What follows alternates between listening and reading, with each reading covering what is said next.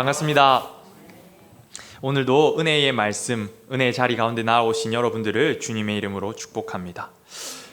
성도님 혹시 드래곤볼이라는 만화를 아시나요? 아마도 이게 굉장히 유명한 만화이기 때문에 조금 연세가 있으신 분들도 아실 거라 생각이 되는데, 이 드래곤볼이란 만화는 일본 만화입니다. 일본의 만화 잡지인 소년 점프라는 이 잡지에 1994년부터 12년 동안 연재된 만화인데요.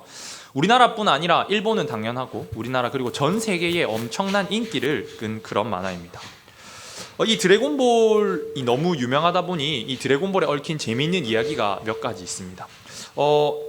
이 만화가 20년 전에 완결이 된 만화거든요. 근데 2019년에 이 드래곤볼이라는 이 컨텐츠로 벌어들인 수익이 1조 원이었다고 합니다. 우리나라 돈으로. 그러니까 완결된 지 20년이 지났음에도 1조 원을 벌었다. 그러면 이 만화를 지은 작가는 20년 가까이 매년 1조 원씩의 수입을 얻어들였다는 것이죠. 이처럼 이 인기가 너무 많다 보니까 이 국가 차원에서 이 작가를 지원을 해줬는데, 이 작가가 이름이 토리야마 아키라라고 합니다. 그런데 이 작가가 그림을 그려서 그 원고를 보내야 되잖아요. 그런데 그 당시 일본이라는 나라가 원체 넓다 보니까 그 당시에는 인터넷이 잘 안 돼서 우편으로, 항공 우편으로 보내야 됐습니다. 그래서 혹시나 문제가 생기는 일이 있지 않을까 해서 이 작가가 사는 마을의 공무원들이 도로를 놓는데, 이 사람 집 앞에서 공항까지 일직선으로 갈 수 있는 도로를 놓을 정도로 인기가 엄청났다고 합니다. 이 드래곤볼 뿐만이 아니라 많은 만화들이 우리나라에서 참 많은 인기를 누렸었죠. 그래서 아마 젊은 시절에 혹은 청년의 시절에 만화책 한두 번쯤 보신 경험은 다들 있을 거라 생각합니다. 그런데 언제부터인가 점점 우리가 이렇게 손으로 보던 종이책이 사라지기 시작했습니다. 그리고 이제는 더 이상 종이가 아닌 핸드폰으로 우리가 만화를 볼 수가 있죠. 그것을 웹툰이라고 합니다. 혹시 웹툰에 들어보신 분 다들 들어보셨죠? 웹툰이. 요즘 아이들이 참 웹툰을 많이 봅니다. 핸드폰으로 네이버에 들어가시면 웹툰이라는 장르가 있습니다. 그래서 거기 들어가면 만화들이 정말 많이 있습니다. 요즘 이 웹툰의 인기가 어마어마합니다. 어느 정도냐면 2020년 웹툰 작가 중 가장 많은 수익을 거둔 사람이 1년 동안 124억을 벌었다고 합니다. 많이 벌었죠. 그리고 이 네이버라는 그 플랫폼에 약 700여 명의 작가가 웹툰을 연재하는데 매주 한 편씩 올리는데 그림을 평균 수익이 2억 8천만 원, 1년 동안 2억 8천만 원을 벌었다고 합니다. 상당한 고수익인 직종인 것이죠. 그런데 이게 인터넷으로 되다 보니까 생기는 문제들이 여러 가지가 있는데, 가장 대표적인 것이 불법 복제와 도용이라는 겁니다. 불법 복제는 말 그대로 우리가 이것을 볼 때 돈을 내고 봐야 함에도 불구하고 그것을 이제 무단으로 다른 곳으로 옮겨서 보게 되는 것이고, 도용은 그 사람들이 쓴 아이디어를 마치 다른 사람이 내가 만들어낸 아이디어인 양 사용하는 것을 도용이라고 합니다. 가짜를 만들어내는 것이죠. 요즘 세상에 가짜가 참 많이 있습니다. 요즘 젊은 세대들 사이에서 유행하는 소비 형태 중 하나가 플렉스라는 것인데요. 비싼 것을 그냥 과감하게 사고 그것을 이렇게 자랑하는 소비 형태이죠. 그런데 얼마 전 뉴스에서 보니 이 젊은 세대의 소비 형태인 플렉스가 모두가 정말 비싼 명품만을 사는 것은 아니라는 것을 알게 되었습니다. 서울 동대문에 가면 매일 저녁 7시가 되면 짝퉁 시장이라는 것이 열린다고 합니다. 거기에서는 명품과 정말 유사한 이미테이션이라고 하죠. 그 가짜들을 이렇게 파는데 주 소비자층이 20, 30대 소비자라고 합니다. 싼 가격의 명품과 거의 유사한 제품을 사용할 수 있다는 것이 좋은 점으로 생각될 수는 있지만 가짜를 진짜처럼 사용하는 것이기 때문에 이것은 분명 잘못된 것입니다. 그리고 이러한 가짜에 대한 문제는 오늘 우리 사회에서만 있는 것은 아니었습니다. 오늘 말씀에서도 우리가 알 수 있듯이 예수님 시대 그리고 이 초대교회 시대에도 이 가짜로 인한 문제가 참 많이 있었습니다. 오늘 우리가 읽은 이 요한 1서는 사도 요한이 쓴 책입니다. 우리가 잘 알고 있듯이 사도 요한은 예수님의 제자 중 가장 오랫동안 살아남았던 사람이었고, 요한 복음 외에 요한 1, 2, 3서 그리고 요한 계시록은 그가 죽기 얼마 전에 쓴 그런 책이었습니다. 오늘 우리가 살펴본 요한 1서 그리고 뒤에 있는 요한 2서와 요한 3서를 묶어서 요한 서신서라고 부르는데, 사실 이 서신서의 목적은 모두 비슷했습니다. 따로따로 구분이 되어 있긴 하지만 그 목적은 그리스도의 믿음을 재확인시키고 또 거짓 교훈들에 대항하기 위한 목적을 가지고 있었습니다. 예수님께서 승천하신 뒤 오순절날 성령이 임함으로써 본격적인 교회가 시작되었습니다. 그런데 우리가 생각할 때 이 교회가 시작된 것이 성령이 임재하고 굉장히 멋있는 것처럼 느껴지지만 사실 실제적으로 가까이 가서 살펴본다면 멋있고 장엄하거나 웅장한 그런 모습은 결코 아니었습니다.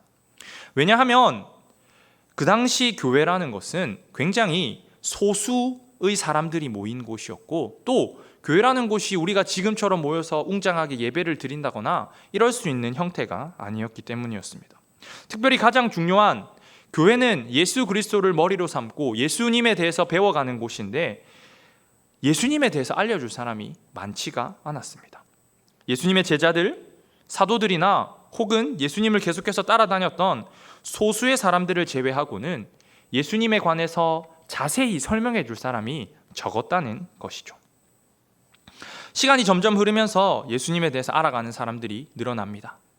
계속해서 예수님에 대해서 배우다 보니까 점점 많이 알게 된 것이죠. 그리고 교회도 성장을 합니다. 그리고 교회에서 7 집사와 같은 교회의 지도자들도 세워지게 됩니다.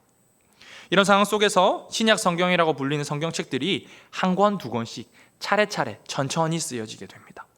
그리고 각 교회를 통해 전해지고 이제까지는 예수님에 대해서 듣기만 할 수 있었다면 이제부터는 예수님에 관해서 기록된 기록들을 읽을 수 있는 그런 시대가 오는 것입니다. 하지만 여기까지 흐르는데 많은 시간이 걸렸고 또 오늘 우리와 비교해 본다면 여전히 많은 것들이 부족했습니다. 우리는 이 성경을 굉장히 쉽게 볼 수 있습니다. 그런데 2000년 전 시대를 생각해 보면 이 성경을 본다는 것이 쉽지가 않았습니다. 우리가 알고 있듯이 구약 성경은 예수님이 오기 전에 기록된 책이고 신약 성경은 예수님이 오시고 난 뒤에 기록된 책이지 않습니까? 그래서 구약은 볼 수 있었지만 신약은 보기가 어려웠습니다.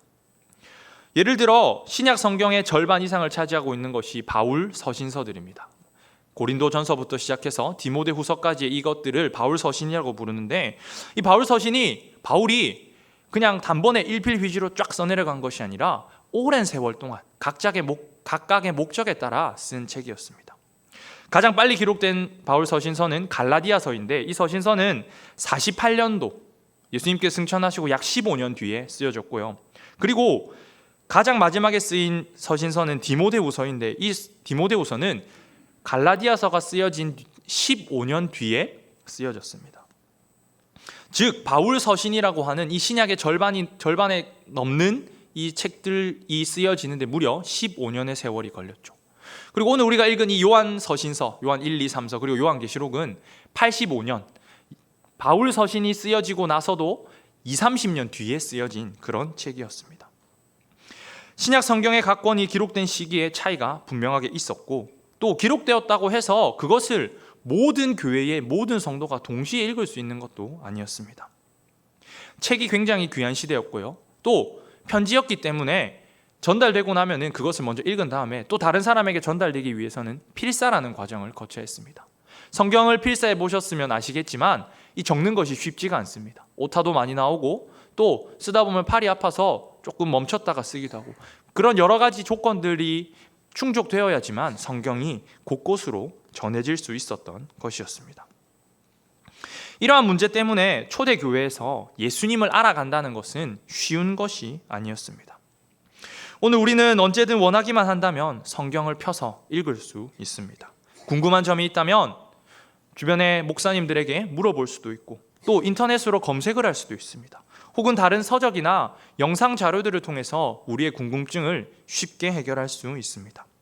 하지만 2000년 전 초대교회 성도들은 이러한 기회가 너무나 제한적이었습니다. 바울과 베드로와 같은 사도들이 잠깐 머무르며 가르쳐줬던 그 가르침들 그리고 시간이 걸려서 전해지는 그런 편지들 그런 제한된 경로를 통해서만이 예수님에 대해서 알아갈 수 있었던 것이었습니다.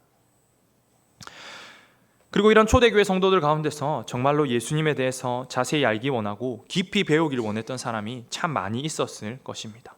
그런데 문제는 앞서 말씀드렸듯이 너무나 제한적인 방법만이 주어졌을 뿐이라는 것이죠.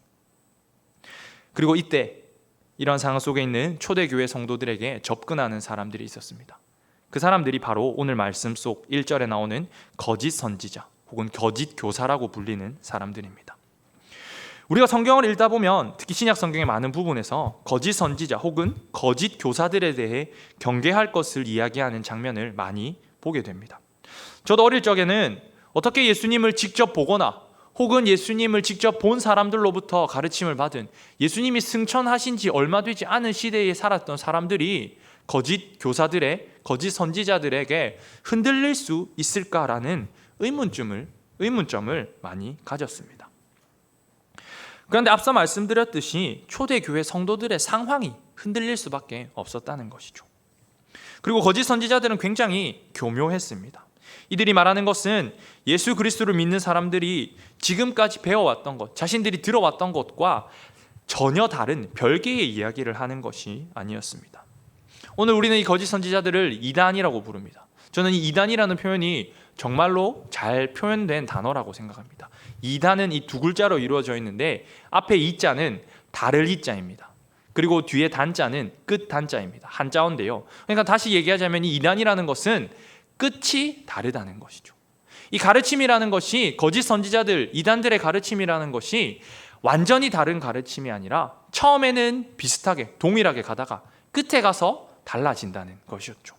그러니 초대교회 성도들이 이런 교모한 거짓 선지자들 그리고 거짓 교사들의 가르침에 흔들릴 수밖에 없었고 어떻게 보면 당연한 일일 수도 있었다는 것입니다. 말씀을 바르게 알고 싶어도 바르게 알 방법이 부족했고 또 혹 잘못된 생각을 가지고 있더라도 그 생각을 바로잡을 수 있는 방법이 부족했던 것입니다. 한편으로는 그들 가운데 있는 예수 그리스도를 향한 갈급한 그 마음이 더욱 그들을 흔들리게 만든 것이었습니다. 오늘 우리 사회를 둘러보더라도 이것은 비슷한 것 같습니다. 우리 가운데 정말로 많은 이단들이 존재합니다. 요즘은 신천지라는 이단이 가장 유명하고 또 우리 주변에서 좋지 않은 영향을 많이 끼치고 있죠. 그런데 신천지를 비롯한 많은 이단들에 빠지는 사람들을 둘러보면 대부분 말씀을 잘못 이해하고 있거나 혹은 반대로 말씀에 대한 열심이 있는 사람들이라는 것을 알 수 있습니다. 신천지와 같은 이단들도 자신들이 누군가를 이렇게 꼬실 때, 포교 활동을 할 때 열심이 없는 사람들은 별로 신경을 쓰지 않습니다. 오히려 신앙에 열심이 있고 영적인 갈급함이 있는 사람들에게 더욱더 집중해서 그들을 꿰어낸다고 합니다. 그래서 오늘 말씀에서는 우리가 이러한 거짓 선지자들, 거짓 교사들, 이단의 가르침에 미혹되지 않기 위해서, 흔들리지 않기 위해서는 어떻게 해야 할지를 짧게 이야기해 주고 있습니다. 오늘 말씀 1절을 우리가 함께 읽어보도록 하겠습니다. 사랑하는 자들아, 영을 다 믿지 말고 오직 영들이 하나님께 속하였나 분별하라. 많은 거짓 선지자가 세상에 나왔음이라. 아멘. 오직 영들이 하나님께 속하였나 분별하라. 2000년 전 이 시대를 살아갔던 초대교회 성도들에게는 예수님에 관해서 자세하게 알려줄 수 있는 신약 성경이 존재하지 않았습니다. 우리가 이 신약이라고 부르는 성경은 400년이 흘러서야 정확하게 결정되었기 때문이죠. 그러니 이들이 예수님에 관해서 자세히 알 방법이 너무나 부족했던 것이었습니다. 하지만 오늘 말씀에서 이야기하고 있습니다. 영들이 하나님께 속하였나 분별하라. 신약은 비록 그들에게 아직 완벽하게 주어지지 않았을지라도 이들에게 구약 성경은 존재했습니다. 그리고 회당에서 누구나 원하기만 한다면 읽을 수 있는 것이 구약 성경이었습니다. 거짓 선지자들의 가르침이 참인지 혹은 잘못된 것인지 구별할 수 있는 방법이 존재했던 것이죠. 왜냐하면 예수님께서는 이미 구약에서 거듭해서 예언된 분이시고 또 약속된 메시아였기 때문이었습니다. 또한 구약 성경 전체를 통해 나타나는 하나님의 모습을 통하여 하나님과 한 분이신 예수 그리스도에 대해서도 알 수 있었던 것입니다. 초대교회에서 가장 큰 영향력, 좋지 않은 영향력을 보였던 이단은 영지주의라는 이단입니다. 담임 목사님께서 설교 때 몇 번 말씀하셨는데 이들은 자신들에게는 특별한 지식이 있다라는 주장을 했습니다. 이들은 예수님께서 제자들에게만 12제자들에게만 특별한 지식을 주셨고 그 특별한 지식을 우리들만 계승했다라는 이야기를 했습니다. 그리고 우리 안에 들어와야지만 그 특별한 지식을 배울 수 있다라는 주장을 했던 것이죠. 실제로 이러한 영지주의자들의 주장이 초대교회에 정말로 많은 영향력을 행사했습니다. 하지만 이들의 이 가르침은 하나님의 말씀과는 정면으로 위배되는 것이었습니다. 창세기에서 하나님께서 아브라함을 부르십니다. 그리고 그에게 약속하시죠. 내가 너로 큰 민족을 이루게 하겠다. 그리고 그 뒤에 함께 따라오는 약속이 있었습니다. 창세기 12장 3절 말씀을 우리가 함께 읽어보도록 하겠습니다. 너를 축복하는 자에게는 내가 복을 내리고 너를 저주하는 자에게는 내가 저주하리니 땅의 모든 족속이 너로 말미암아 복을 얻을 것이라 하신지라. 아멘. 땅의 모든 족속이 너로 말미암아 복을 받을 것이다. 이것이 하나님께서 아브라함에게 주신 약속의 말씀이었습니다. 하나님께서 아브라함을 통해 주시는 복, 즉 아브라함의 후손으로 태어난 예수 그리스도로 인해 받게 되는 복은 특정한 누군가에게만 허락된 것이 아니라는 것입니다. 율법을 잘 지키는 제사장들, 바리새인들, 사두개인들, 그런 유대인의 지도자들만이 그런 복을 받을 수 있는 것도 아니었고, 또 하나님께서 선택하신 유대인들만 받을 수 있는 복도 아니었습니다. 이 복은 하나님께서 예수 그리스도를 통해 주시는 모든 사람을 향한 그런 복이었다는 것입니다. 마가복음 16장 15절에서 예수님께서 분명하게 말씀하셨습니다. 또 이르시되 너희는 온 천하에 다니며 만민에게 복음을 전파하라. 만민, 모든 사람에게 복음을 전하라 말씀하셨죠. 바울도 동일한 가르침을 주고 있습니다. 골로새서 1장 23절입니다. 만일 너희가 믿음에 거하고 터 위에 굳게 서서 너희 들은 바 복음의 소망에서 흔들리지 아니하면 그리하리라. 이 복음은 천하 만민에게 전파된 바요 나 바울은 이 복음의 일꾼이 되었노라. 복음은 모든 사람에게 주어진 것이라는 것이죠. 하나님의 복, 예수 그리스도라는 이 놀라운 복은 이 땅의 모든 인류를 향한 하나님의 복이었습니다. 하지만 영지주의자들은 교묘하게 그 복이 마치 자신들에게만 주어진 것으로 이야기하고 가르쳤다는 것입니다. 오늘날 이단들도 동일한 가르침을 통해 우리를 미혹합니다. 신천지, 구원파, 하나님의 교회와 같은 정말 유명한 이단들도 있고, 또 우리가 잘 알지 못하는 구별하기 힘든 그런 이단들도 존재합니다. 하지만 우리가 이단을 구별하는 방법은 끝이 어떻게 다른가, 그들이 말하는 마지막 구원을 받는 마지막 방법이 어떤 건가인지를 들어보는 것입니다. 대부분의 이단들은 결국은 자신들에게만 구원이 있다라고 이야기합니다. 어떠한 교묘한 말로 자신을 포장한다 할지라도 예수 그리스도가 아닌 자신에게 구원의 길이 있다고 이야기합니다. 사랑하는 성도 여러분, 우리는 이것을 잘 기억해야 합니다. 구원은 결코 제한된 것이 아닙니다. 구원은 모든 인류를 향한 하나님의 복입니다. 외모나 학벌, 재산, 이 세상의 어떠한 기준도 하나님의 복을 받는 데에는 필요하지 않습니다. 예수 그리스도를 나의 구주로 영접하는 데에는 그 어떠한 자격 조건이 필요하지 않다는 것을 기억합시다. 그리고 우리가 이처럼 하나님의 진짜 말씀과 거짓 선지자들의 잘못된 가르침을 바르게 구분하기 위해서는 우리가 하나님의 말씀을 바르게 알아야 할 것입니다. 하나님이 우리에게 약속한 말씀이 어떤 것이고, 또 하나님이 정말로 어떤 분이신지를 우리가 알아야지 우리를 유혹하는 이 잘못된 가르침들로부터 바르게 설 수 있을 것입니다. 오늘 말씀에서는 그것을 분명히 이야기합니다. 정말로 그 가르침이 하나님께 속하였는지 잘 분별해야 한다고 이야기합니다. 5절 말씀을 우리가 함께 읽도록 하겠습니다.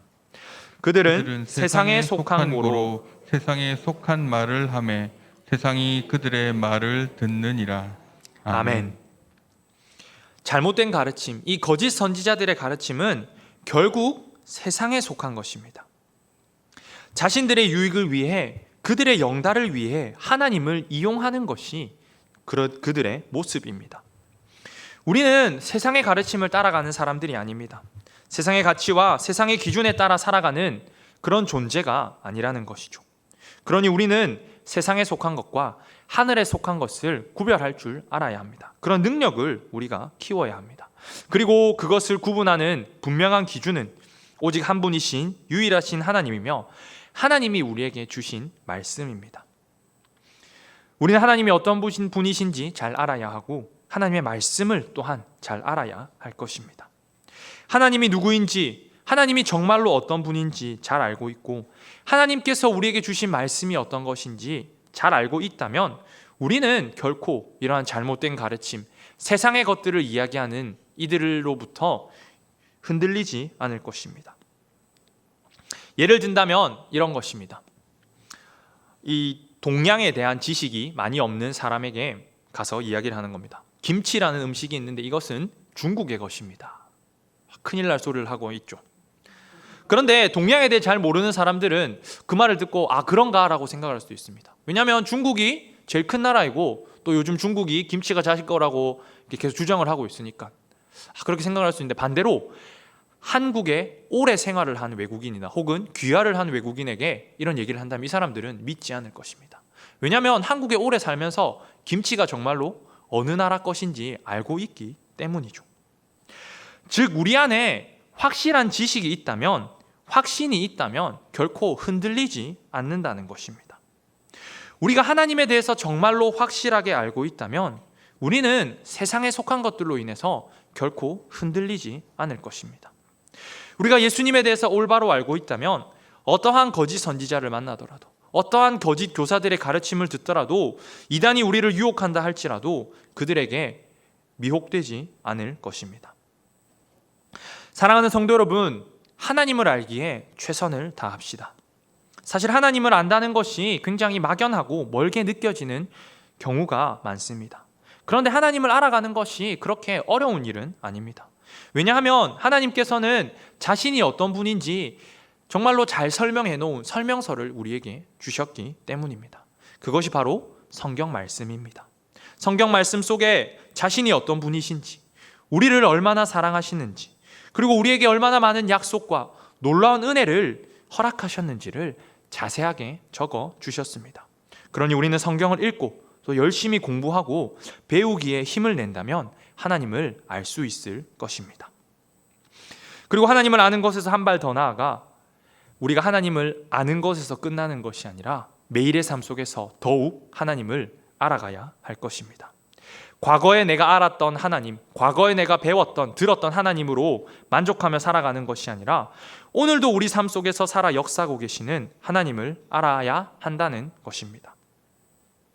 오늘 이 자리에 계신 여러분들은, 성도님들은, 그리고 또 방송을 통해서 우리 예배를 함께 드리고 계신 성도님들은 하나님을 우리의 구주로 영접하였기에 하나님이 어떤 분인지 너무나 잘 알기에 이 자리에 나온 것입니다. 그런데 그것이 그냥 단순히 우리가 과거에 10년 전, 20년 전에 그때 내가 하나님께 은혜를 받았지, 그래서 내가 계속 교회를 다녀야 되겠다 라는 이러한 과거의 경험으로 끝나서는 안 된다는 것입니다. 오늘도 내일도 그리고 계속되는 우리의 인생 가운데 하나님을 더욱 더 알아가야 할 것입니다. 지금으로부터 약 1500년 전에 유럽에 네스토리우스라는 굉장히 발음하기도 힘든 이름을 가진 사람이 있었습니다. 이 사람은 공부를 많이 한 똑똑한 사람이었는데 이 사람이 한 가지 잘못된 주장을 했습니다. 뭐냐면 예수님을 하나님의 아들 메시아, 우리의 유일한 구원자라고 믿기는 하지만 예수님은 신격과 인격이 구분된 분이다 라는 주장을 합니다. 중요한 것은 아니고요. 중요한 건데 자세히 모르셔도 됩니다. 중요한 것은 잘못된 주장을 했던 것이죠. 틀린 주장을 했던 것입니다. 그래서 결국 기독교 사회 내에서 이단으로 판명이 되어서 쫓겨나게 됩니다. 이 사람이 중동 지방으로 쫓겨나게 되는데 이 사람이 공부를 많이 한 사람이고 교수, 가르치는 사람이다 보니 이 사람을 따르는 제자들이 많이 있었어요. 그리고 그 제자들이 이 사람을 따라서 중동으로 가게 됩니다. 그리고 중동에서 자기가 아는 바, 자신이 믿는 바를 가르치기 시작하죠. 그래서 중동에서 기독교가 전파되기 시작합니다. 그런데 세월이 흐르자 이 중동에서 전파되던 기독교가 그 당시 무역로였던 비단길을 타고 중국까지 들어오게 됩니다. 중국으로 들어오는데 이 중국에 경교라는 이름으로 들어오게 됩니다. 그리고 이 경교가 우리나라 그 당시 신라에도 들어오게 됩니다. 그래서 그 당시 신라는 불교가 국교였는데요. 신라 시대의 유적들, 불교 유적들을 살펴보면 불교의 유물 중에 십자가 형상이 그려진 유물들이 많이 발견이 됩니다. 뿐만 아니라 이 경교라고 불렸던 기독교가 중국을 거쳐서 몽골로 전파되게 되는데, 재미있는 것은 이 몽골에 전파된 기독교가 굉장히 큰 영향을 끼치기 시작했다는 것입니다. 경교가 몽골에 전해지고 얼마 지나지 않아 한 200년, 좀 많이 지났네요. 200년쯤 지나서 몽골에서 위대한 사람이 한 명 탄생하게 됩니다. 칭기스칸이라는 사람이죠. 중국, 아시아와 유럽까지 영향을 끼친 사람이 태어났는데, 이 칭기스칸의 며느리가 이 경교를 믿는 기독교 신자였습니다. 그리고 이 며느리로부터 태어난 아들이 쿠빌라이라는 사람이었는데요. 이 사람이 기독교에 굉장히 우호적이었습니다. 그래서 실제로 로마 교황에게 편지를 보냈는데 우리나라에 선교사 100명을 보내달라라는 편지를 보냅니다.